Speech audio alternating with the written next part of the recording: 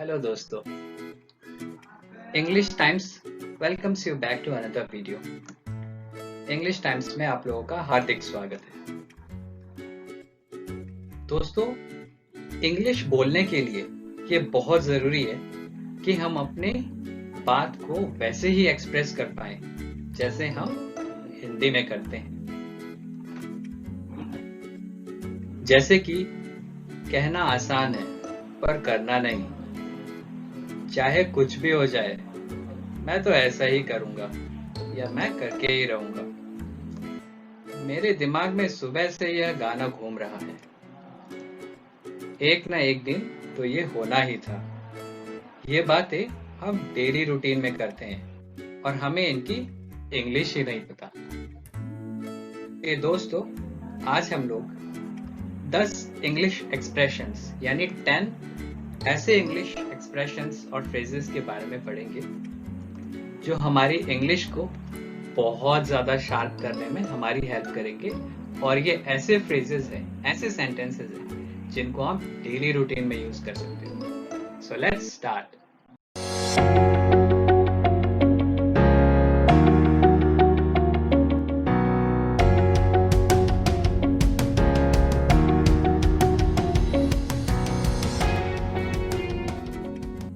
दोस्तों, तो हम अपने पहले फ्रेज से शुरुआत करते हैं।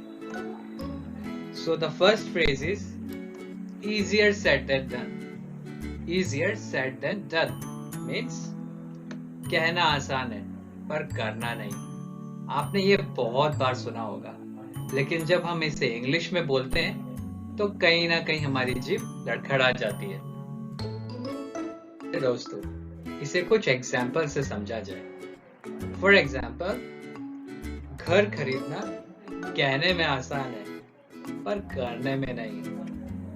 Buying a house is easier said than done. Second example, बीवी को खुश रखना कहना आसान है पर करना नहीं। Keeping a wife happy is easier said than done.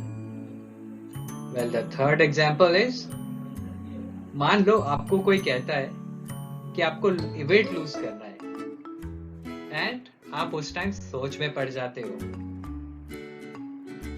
I want to lose weight, but losing weight is easier said than done. दोस्तों, अब नेक्स्ट इंपॉर्टेंट फ्रेज की तरफ बढ़ा जाए। सो जो नेक्स्ट इंपॉर्टेंट फ्रेज है, that is come what may say. चाहे कुछ भी हो जाए। जैसे उदाहरण के तौर पर हम कह सकते हैं, चाहे कुछ भी हो जाए, मैं तुम्हारा साथ दूंगा। I will stand by you, come what may. मुझे एग्जाम में पास होना ही है, चाहे कुछ भी हो जाए। I have to pass the exam, come what may. अपनी दवाई मत मिस करना, चाहे कुछ भी हो जाए। Don't miss your medicine, come what may. I hope दोस्तों, आप लोगों को बहुत मजा आ रहा होगा। चलिए आगे बढ़ते हैं। Let's jump to our next and the third phrase, that is last but not the least. अंतिम लेकिन कम नहीं। वेल दोस्तों, इस सेंटेंस का आपने बहुत यूज किया है, नहीं? चलिए मैं आपको याद दिलाता हूं कि आपने कहाँ सुना है।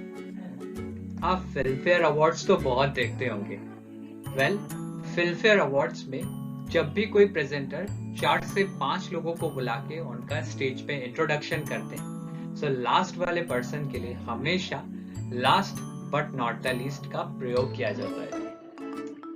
इसके अलावा ऑफिस में बॉस जब भी प्रेजेंटेशन देते हैं और जब उनको 4 से 5 पॉइंट्स बताने होते हैं, तो हमेशा से लास्ट पॉइंट के साथ आपके boss last but not the least का यूज जरूर करते हैं। तो चलिए इसका मतलब देखते हैं क्या होता है। लास्ट मीन्स आखिरी, least means come. Well, not the least का मतलब कम नहीं। वेल दोस्तों, इसका मतलब होता है कि पूरे सेंटेंस में हम जितने भी ऑब्जेक्ट्स या जितनी भी लोगों की बात करते हैं, last but not the least का मतलब जो आखिरी में जो भी पर्सन जिसको रिप्रेजेंट किया जाता है या आखिरी में जिस भी चीज की बात हो रही है वो उतना ही इम्पोर्टेंट है जितने सेंटेंस के बाकी हिस्से। चलिए इसको एग्जाम्पल से समझते हैं। Well I have very funny example for you. For example, आपकी गर्लफ्रेंड आपके बारे में बोलती है that my boyfriend is handsome, he is caring and last but not the least is a great singer. मेरा बॉयफ्रेंड हैंडसम भी है, मेरा ख्याल भी रखता है, लेकिन last but not the least वो बहुत अच्छा सिंगर है। मुझे बहुत ज्यादा जलन हो रही है, काश मैं भी ऐसा बन पाता। चलिए दोस्तों, अगले फ्रेज के बारे में सीखा जाए। The fourth phrase that is for you is good riddance. Good riddance means शुक्र है पीछा छूटा। वेल, इस वर्ड का बहुत ज्यादा हम लोग यूज करते हैं क्योंकि बहुत सारी ऐसी चीजें हैं जिनसे हम लोग रोज पीछा छुड़ाते हैं। दोस्तों, ये रिडेंस वर्ड इंग्लिश के वर्ड रिड से आया है, जिसका मतलब होता है दूर हटाना, किसी भी चीज को दूर हटाना। फॉर एग्जाम्पल, आपकी कार बिल्कुल खटारा हो चुकी है, आप बहुत परेशान हो चुके हैं। ऐसे में आप बोलते हो I want to get rid of this car. ये गाड़ी तो बिल्कुल खटारा हो चुकी है, मुझे अब इस कार से दूर भगाओ। चलिए दोस्तों, इसको कुछ अच्छे उदाहरणों से समझा जाए। वेल, आपने देखा होगा कि आपके घर में जब कोई भी सामान बहुत दिनों तक पड़ा हुआ रहता है और जब भी आप उसे किसी कबाड़ी वाले यानी किसी रैग पिकर को दे देते हो तो आप क्या कहते हो? Gate riddance.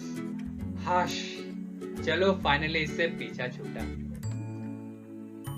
सेकंड, मान लीजिए कोई बहुत दूर का आपका रिश्तेदार या कोई दोस्त जो बहुत बकबक करता है, जैसे कि आप देख रहे हो बिल्कुल पागल कर देता है और आप बिल्कुल उससे दूर भाग जाते हो, तो फाइनली पीछा छुड़ाने के बाद आप बोलते हो गेट रिडेंस।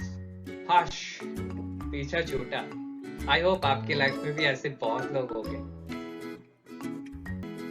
चलिए दोस्तों, आगे बढ़ते हैं। वेल, हम अब एक मजेदार फ्रेज को सीखने जा रहे हैं। इसका तो यूज आपने बहुत किया होगा। You are kidding me. मेरे साथ मजाक कर रहे हो? वेल, लाइफ में अक्सर होता है जब हमें किसी की कोई बात हजम नहीं होती, उस टाइम हम इसका प्रयोग करते हैं और कहते हैं आर यू किडिंग मी? क्या तुम मेरे साथ मजाक कर रहे हो? दोस्तों, किडिंग का मतलब होता है मजाक करना। For example, I am not kidding. मैं मजाक नहीं कर रहा। Why are you kidding? तुम क्यों मजाक कर रहे हो? अगर आप किसी के साथ मजाक कर रहे हो और सामने वाला सीरियस हो जाए तो आप उसको बोलते हो अरे मैं तो सिर्फ मजाक कर रहा था, I am just kidding Baba. Well दोस्तों, इस फ्रेज का यूज आजकल हमारे नौजवान बहुत ज्यादा करते हैं। The sixth phrase is stuck in the head. दिमाग में घूम रहा है। चलिए दोस्तों, इसका प्रयोग समझते हैं। ये गाना सुबह से मेरे दिमाग में अटका हुआ है, घूम रहा है। This song is stuck in my head since morning. तुम्हारी मीठी आवाज मेरे दिमाग में सुबह से घूम रही है। Your sweet voice is stuck in my head. ये बिजनेस आइडिया कब से मेरे दिमाग में अटका हुआ था। This business idea was stuck in my head since long. Well, इस फ्रेज का यूज आजकल कुछ ज्यादा ही होने लगा है। आई एम श्योर आपने भी कभी ना कभी जरूर यस किया होगा। सूनर और लेटर, कभी ना कभी। फॉर एग्जाम्पल, कभी ना कभी सच सामने आ ही जाएगा। Sooner or later, the truth will come out. एक ना एक दिन तुम्हें शादी करनी ही पड़ेगी। Sooner or later, you have to marry. I know, आप लोगों के मन में लड्डू जरूर फूट रहे होंगे। कभी ना कभी तुम पकड़े जरूर जाओगे। कब तक बचोगे बाबा? Sooner or later, you will get caught. Well, दोस्तों, अक्सर मुझे ये सुनने को मिलता है, भाई वाह, कहना पड़ेगा, आप पढ़ाते बहुत अच्छा हो। I'm so sorry दोस्तों, मैं मजाक कर रहा हूँ। I am just kidding. So the next phrase is I have to say. कहना ही पड़ेगा या कहना पड़ेगा। चलिए इसको उदाहरण से समझा जाए। कहना पड़ेगा, पर कम तुम भी नहीं हो। I have to say, you are no less. कहना पड़ेगा, आजकल वो मेहनत बहुत कर रहा है। I have to say, he is working very hard these days. कहना पड़ेगा, पर तुम पढ़ाते बहुत अच्छा हो। I have to say, you teach very well. Well, thank you so much दोस्तों, इतना प्यारा कॉम्प्लीमेंट देने के लिए। Well, दोस्तों, 9th फ्रेज कुछ ऐसा फ्रेज है जिसका आजकल हमारे ऑफिस के भाई लोग बहुत ज्यादा यूज करते हैं। If that is, or we can say if that's the case, इसका मतलब है अगर ऐसी बात है तो। चलिए इसको उदाहरण से समझते हैं।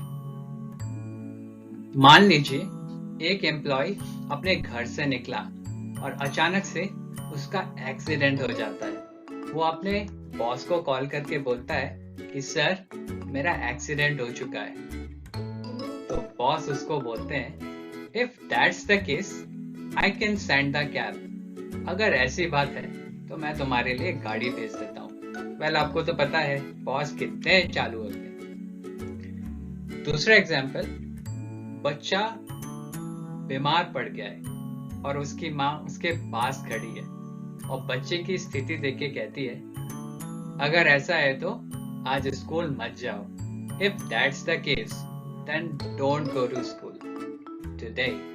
वेल, तीसरा एग्जाम्पल थोड़ा चटपटा है। मान लीजिए एक वाइफ ने अपने हस्बैंड के साथ शाम को मूवी का प्लान बनाया, लेकिन हस्बैंड थका हारा बेचारा ऑफिस से घर आता है और कहता है, सोना, आज मूवी का रहने देते हैं। वेल, उस केस में बीवी का रिएक्शन है, अगर ऐसी बात है तो आज का खाना खुद बनाओ। If that's the case, then eat at your own today. Eat at your own today means अपना खाना खुद बनाओ। तो दोस्तों, last but not the least, जी हाँ, आखिरी लेकिन उतना ही इम्पोर्टेंट जितना बाकी सारे फ्रेजेस आपने पढ़े। So the 10th one is it just me? क्या ऐसा सिर्फ मुझे ही लग रहा है? दोस्तों, इस फ्रेज का यूज हम लोग तब करते हैं जब हम लोग किसी चीज के बारे में श्योर नहीं है एंड हम सामने वाले से कंफर्म करना चाहते हैं। We want to clarify from the person in front of us. चलिए दोस्तों, इसको कुछ एग्जाम्पल्स के थ्रू समझा जाए। मान लीजिए आपकी दोस्त का नाम है टीना और टीना को बहुत ज्यादा ठंड लग रही है। सो टीना आपसे बोलती है कि क्या सिर्फ मुझे ही ऐसा लग रहा है या तुम्हें भी ठंड लग रही है? इज इट जस्ट मी और you are also feeling cold? क्या ऐसा सिर्फ मुझे ही लगता है या वीडियो सच में अच्छी है? इज इट जस्ट मी और you also think that this video is good? I hope दोस्तों ये 10 फ्रेजेस आपको पसंद आए होंगे एंड आई एम श्योर कि आप इनका यूज करके अपनी इंग्लिश स्पीकिंग स्किल्स को और ज्यादा इम्प्रूव करोगे। I hope you are going to use these words to perfect and achieve the level of excellence that you are looking for in English.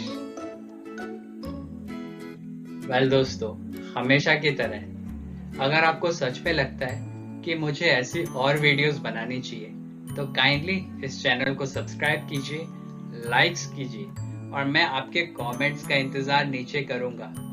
इस वीडियो को शेयर जरूर कीजिए सो दैट नॉलेज बढ़ता रहे, क्योंकि कहते हैं ना, नॉलेज बांटने से बढ़ता है। सो आई होप आप लोगों ने इस वीडियो को एंजॉय किया होगा। So till then, good bye, take care and मैं बहुत जल्दी आपसे मिलता हूँ नेक्स्ट वीडियो में। Bye bye and always remember that you are awesome.